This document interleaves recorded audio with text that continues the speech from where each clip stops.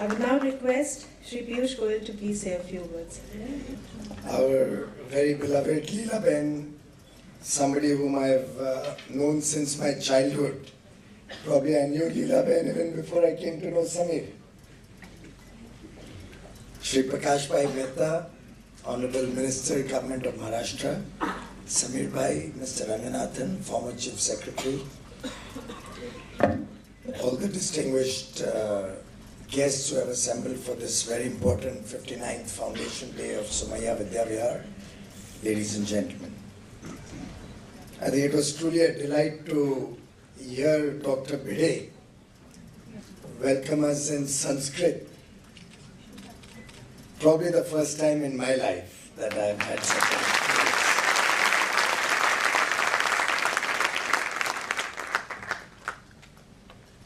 My late father was very keen that I should study Sanskrit. Somehow I never got down to it. But hearing Dr. Bhide today, it actually sounded quite simple. He made it so comfortable that we could get a fair sense of what he was saying. So I'm almost tempted to see if I can spend a few days in Mumbai and study Sanskrit here.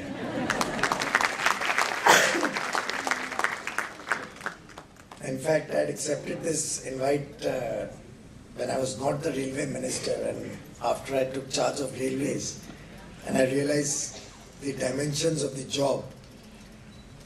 I cancelled all the because I thought it's important, as Mr. Ranganathan will appreciate, to really get a grip on the job, understand what I'm supposed to do. But my relation with the Somaiya family goes back so many years, and my father's relation with Shanti Bhai before that, Shanti Lalji, that this was one program I could not cancel, and I actually came into Mumbai last night at 12:30. We had a meeting with the Chief Minister and the railway officials and the government officials till 3 o'clock last night. And I thought that since I'm coming to Somaiya Vidyavihar, I might as well use the opportunity to do some good, as the Provost was just mentioning. Of course, I may not be able to get you your license as a university immediately, but we can still do some good in other ways. The Provost also mentioned Prakash Bhai does not trouble too much. Actually, whether it's Prakash or me, we would love to trouble you a lot. The problem is we don't get anywhere when we try to trouble you. And that is the beauty of this institution, why we respect so much. The very fact that they have been able to resist all sorts of pressures, and I'm privy to some of the pressures that his father and Samir both have faced over the last 30 years. And the very fact that they have maintained the dignity of the institution, the value systems of the institutions, and the merit-based processes of admitting good students, deserving students, is something we are all very proud of, Samir. Keep it up. And why I drew upon this issue was because I have been appealing to the business community, to youngsters all across the country over the last 3.5 years, to my own chartered accountant brothers, that ultimately it is only we all who can make a difference to our destiny. The Provost was right, and the Prime Minister has been appealing to it. Karamshi Bhai demonstrated it with his work, that unless we all get together to transform India, it's not going to be possible for one individual, one government, one organization to be able to make that change, to make that difference that we all want to see in our lifetime happening in India. It will only happen when all of us collectively decide that we will not pay a bribe. It will only happen when all of us collectively decide that we'll pay our taxes honestly. It will only happen when we all decide that whatever the process, whatever the law, whatever the legal framework, Somaiya will continue to persevere from 2013 till now or whenever. but will still follow the law and the process, will not try to take a shortcut, will not try to find a solution, an extraneous solution, but will ensure due respect of the law. And when the entire nation takes this as the guiding philosophy of our work, that's when we can truly transform India. And that's what I would appeal to all the 31,000 students in this campus, or the 39,000 students that study and are privileged to get this high quality education at Sumaya, to keep as the beacon of your very existence that value system which made Karamshibai start this institution years and years and years ago. Let that be our value system. I often appeal to my chartered accountant friends, and I think the Prime Minister appealed to them on 1st of July when we celebrated our Foundation Day, that if all of us chartered accountants alone, we are about 2.5 lakh, if all of us decide we will not pay a bribe, just imagine the transformation that could happen in the tax structures, the tax systems. After all, कोई देगा तभी तो कोई ले पाएगा ना. अगर हम सब तय कर ले हम देंगे नहीं, तो लेने वाला कहाँ से आएगा, कहाँ जाएगा, और कब तक आपको तकलीफ दे पाएगा. And I think that is the spirit of Karamshibai, Shantibai and Samir over the last 59 years of this institution, that has maintained the integrity of this institution, that has ensured continuous success, and the fact that they did not mix philanthropy and business. Unfortunately, a lot of philanthropy is moving towards becoming a part of business these days. For the Sumaya family, this has always been a part of their charitable bent of mind. It's something that they want to give back to society. No donations, the provost was just mentioning. I think the entire world, every citizen of Mumbai, everybody knows this is one institution you cannot take a shortcut. You cannot pay a donation, you cannot get admission out of turn. Transparency. And while he mentioned that Karamshibai did not receive formal education beyond the 7th standard, I think running an organization, running a business, or for that matter running government, is not about education, is not about what you learn in school and college alone.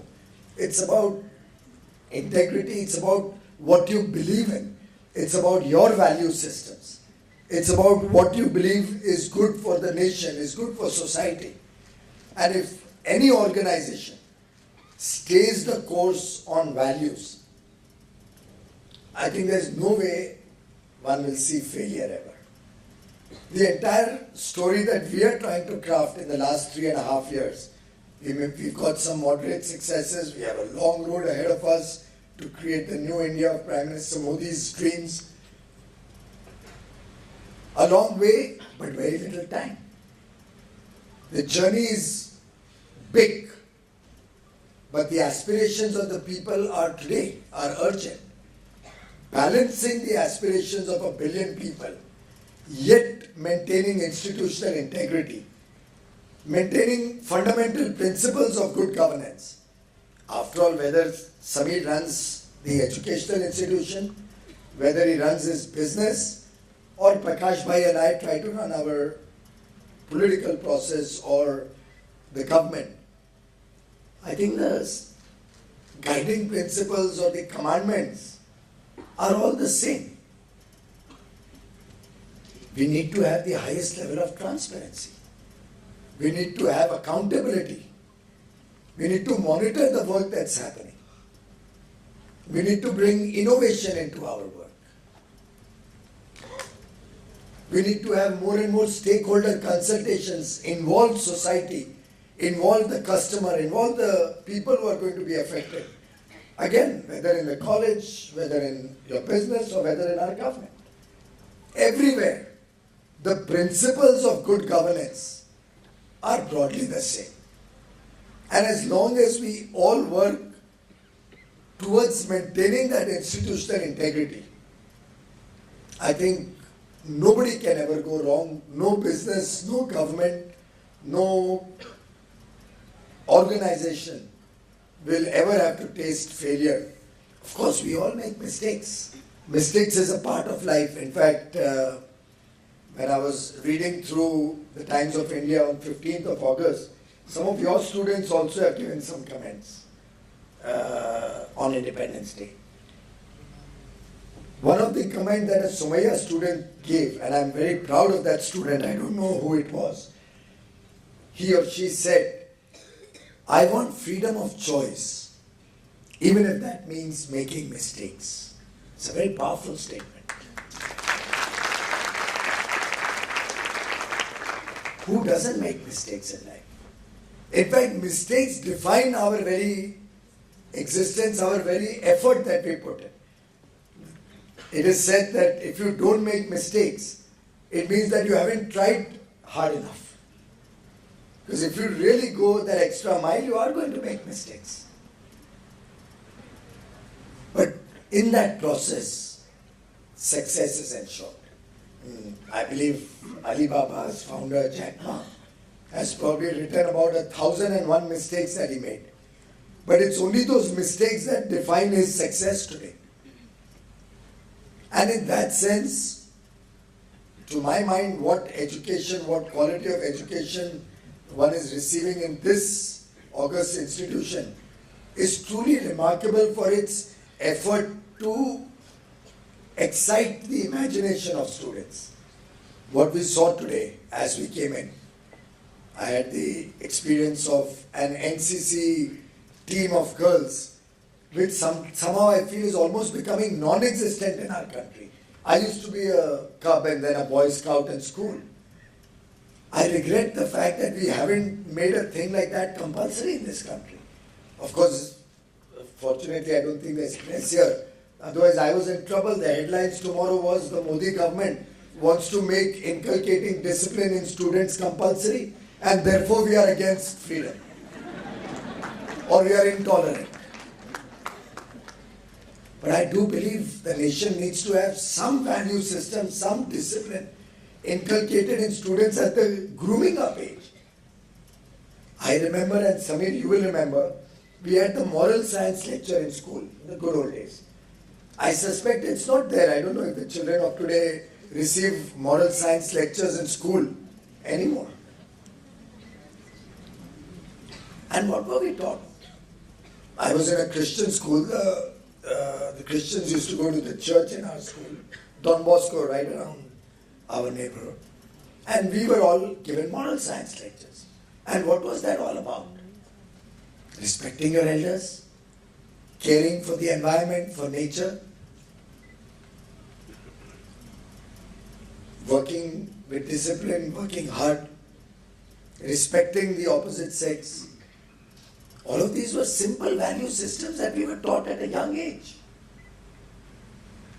I don't know if some of you may recall or know, on the 15th of August 2014, when Prime Minister Modi was giving his first address on Independence Day, of course it's a very sad reflection on our society that on such an important day like 15th August also, I suspect nowadays not too many people get up at 7:30 to hear the Prime Minister's address, which is in a way a report card, in a way a vision which is articulating for the nation. I don't know how many parents today make their children get up to listen to that. Forget the political ideology behind it or the party in power. It could be Dr. Manmohan Singh a few years ago, it will be Prime Minister Modi now. But these are occasions when we inculcate values into our children, even values of respecting our independence. The fact that Mahatma Gandhi and scores of people gave up their life for us to be having that freedom about which we are talking today. But to come to the point, on 15th August 2014, Prime Minister Modi had made a very important observation. My daughter, who was then in India from her studies, was by coincidence in India that day, and she was sitting on the ground below the Red Fort. And Prime Minister said, why do we always tell the girls how to behave, to take care, to not go out, to do this, to do that? Why don't we start with the boys? Have we all ever told our boys how to respect the girls? How to look at people from the other sex? How to behave with them? And I tell you, that had such a profound impact on my daughter, who was at that time probably not even 18, 17-year-old girl.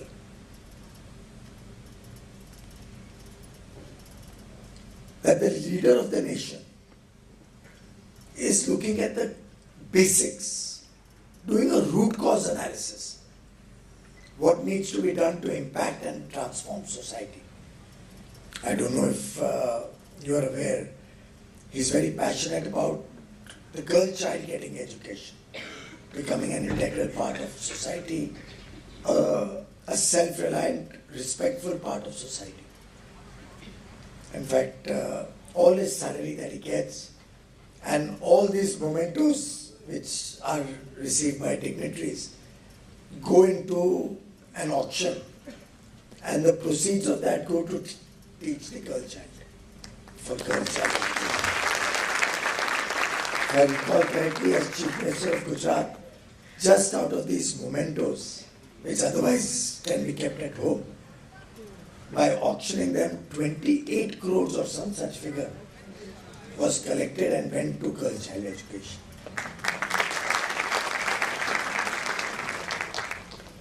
What I'm just trying to say is that all of us will have to become an integral part of the change that we want to see in this country.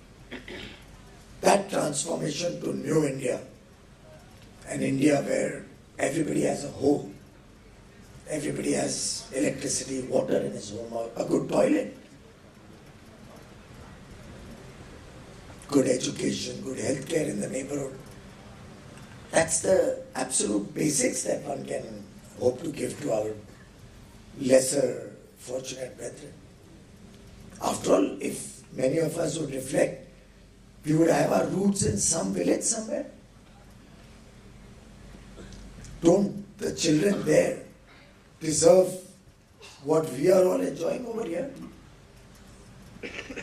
And which is why I think the fact that we still have philanthropists like the Somaiya family coming down 3 generations and maintaining value systems is something that we are all extremely proud of, is something that encourages a person like me also to try and give back to society in whatever role I get at different points of time. Not necessarily always in government, but in every walk of life. Be it a teacher who's trying to give back through educating her wards, but being honest to her job, sincere, maintaining discipline, maintaining the time, doing her best to, his or her best to give back to her children. Be it the businessmen who pay their taxes, which help to fund so many social programs. Be it a banker who runs financial inclusion programs and helps the people from lower strata of society also stand up in life, be it through the Mudra Yojana, be it through farmer loans. Be it a civil servant who dedicates his whole life to keep sanity in administration in the government, in the country. Or be it the sweeper who has kept this beautiful auditorium so nice and clean. As the Prime Minister said, the most important person in our life. Because after all, would you have come to an auditorium which was littered with plastic bottles and garbage all over this place? Would any of you have liked to be a part of a program like that?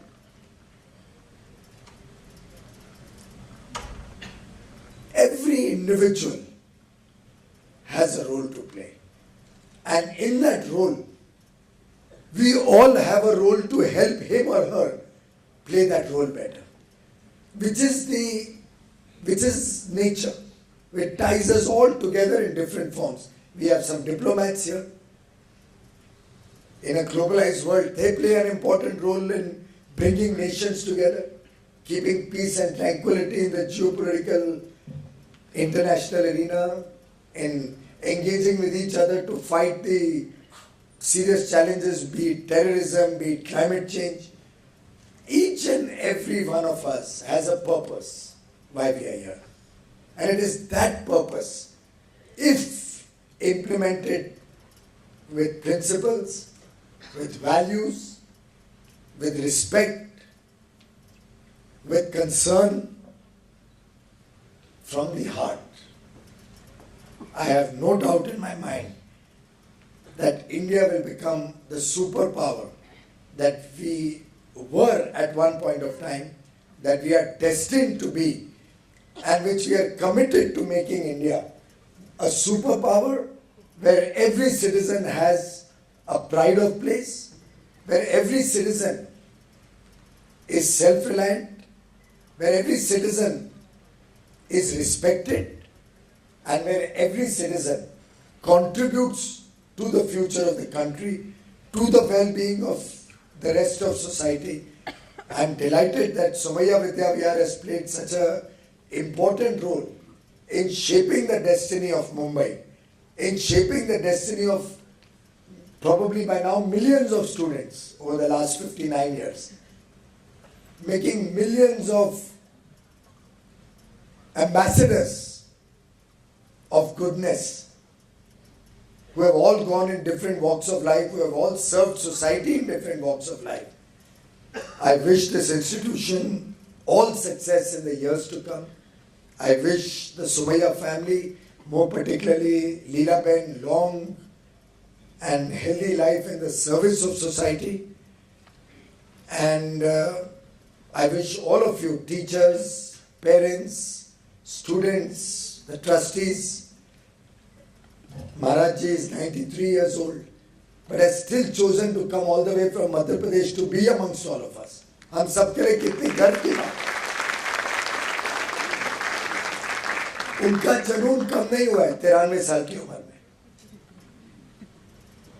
और हम सब युवा युवतियों के ऊपर जिम्मेदारी है कि उनके उस जुनून को हम पूरा करें, पूरे रूप से उसको सफल बनाएं। और जब ये जिम्मेदारी हम सब मिलके अपने कंधे पे ले लेंगे, तो मुझे पूरा विश्वास है कि महाराज जी भी संतुष्ट होंगे कि मैं एक ऐसे अच्छे काम के साथ जुड़ा जिससे इस भारत के नव निर्माण के लिए, इस भारत के ट्रांसफॉर्मेशनल न्यू बिगिनिंग्स के लिए ये देश तैयार है और ये देश उसमें पूर्ण रूप से सफलता पाएगा। आप सबको बहुत बहुत शुभकामनाएं।